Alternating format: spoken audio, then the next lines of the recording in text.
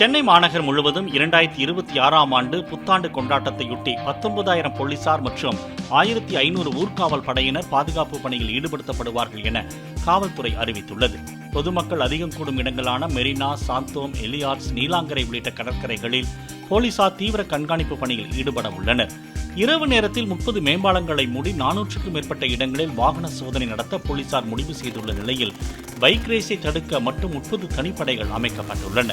இரவு நேரத்தில் கடலில் இறங்கவோ குளிக்கவோ பொதுமக்களுக்கு தடை விதிக்கப்பட்டுள்ளது. பொது இடங்கள், குடியிருப்பு பகுதிகளில் பட்டாசுகளை வெடிக்க தடை விதிக்கப்பட்டுள்ள நிலையில் புத்தாண்டு நிகழ்ச்சிகளை நடத்தவும் ஒலிபெருக்கிகளை பயன்படுத்தவும் முன் அனுமதி பெற வேண்டும் என்று சென்னை மாநகர காவல்துறை தெரிவித்துள்ளது.